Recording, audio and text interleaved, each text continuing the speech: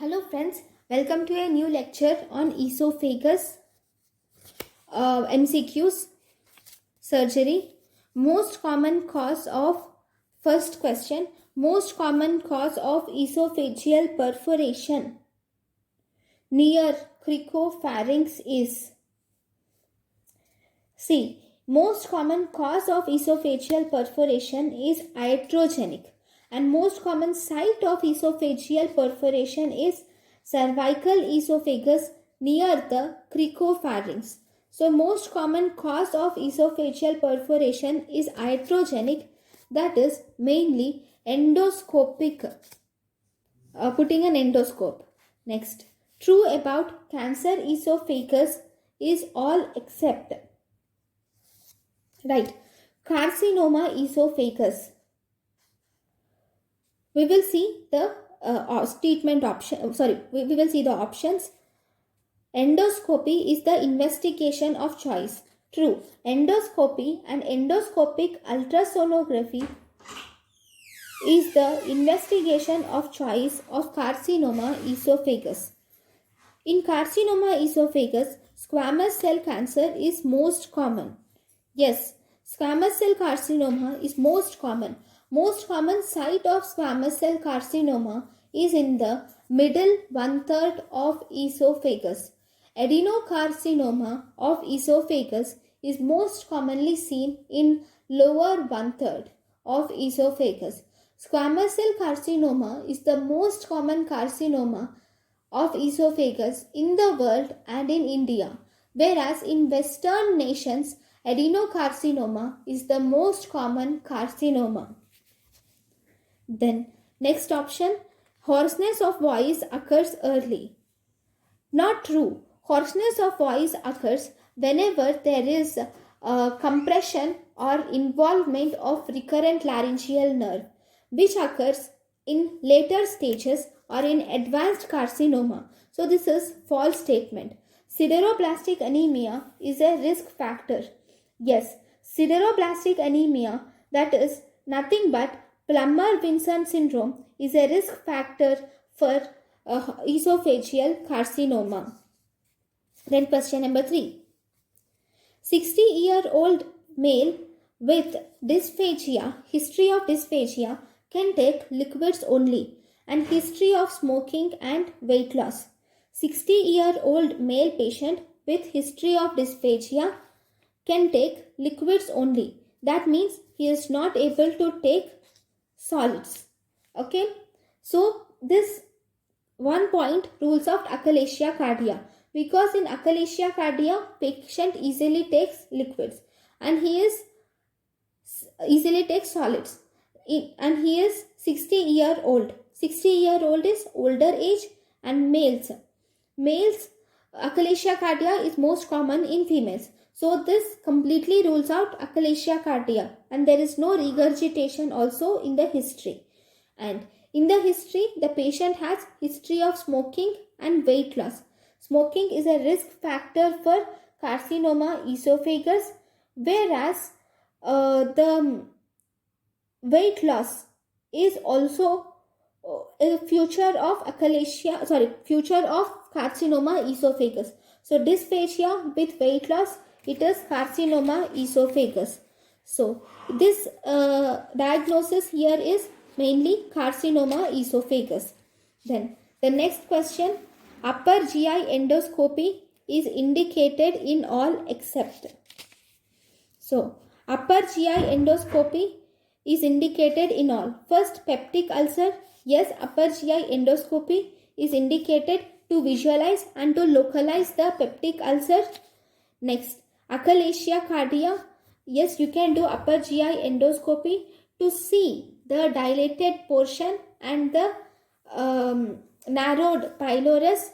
Barrett's esophagus, we do upper GI endoscopy and we take biopsy through upper GI endoscopy in Barrett's esophagus. Then corrosive ingestion in delayed phase. Corrosive ingestion in delayed phase, you do not do endoscopy. Actually, in corrosive ingestion, endoscopy must be planned in early phase, that is within 48 hours. So in corrosive ingestion, endoscopy should be planned within 48 hours. That is in early phase, not in the delayed phase. So D is the wrong statement. Then question number 5. Which of the following is true about Mallory-Weiss stare?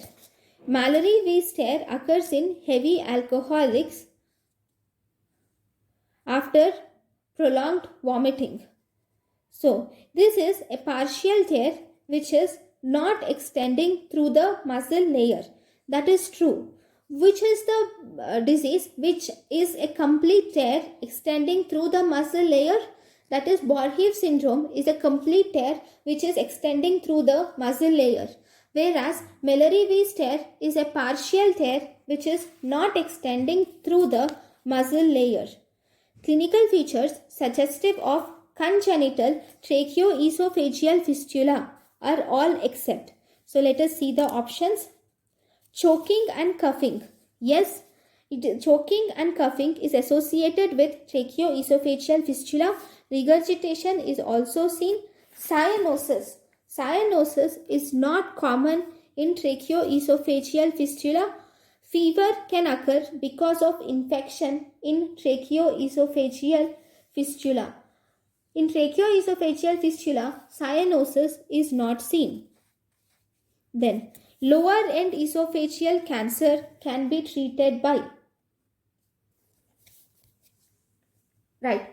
There are 3 methods for the treatment of lower end of esophageal cancer, which are we can do Ivor-Lewis transthoracic radical 2-stage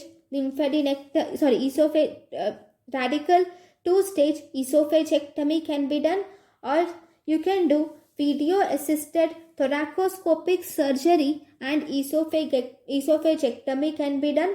Transhiatal esophagectomy of Oringer can also be done for lower end esophageal cancer. So there are 3 techniques. What are they? Ivor-Lewis transthoracic radical 2-stage esophagectomy, video assisted thoracoscopic surgery and esophagectomy. Transhiatal esophagectomy of Oringer can be done. So in the options, there is only one option which is among all 3. That is Ivor-Lewis approach of esophageal cancer. Esophagectomy can be done. Then, question number 8. Surgical options in the management of esophageal carcinoma are all except. Okay. For esophageal carcinoma, as I have already said, we have McCune operation, Ivor-Lewis approach, Oringer's approach and video assisted thoracoscopic surgery. So in these McCune's, Ivor-Lewis and transhiatal removal, all these are esophageal carcinoma surgeries, but for cyst-trunk operation is the surgery of thyroglossal cyst or persistent thyroglossal duct. Okay.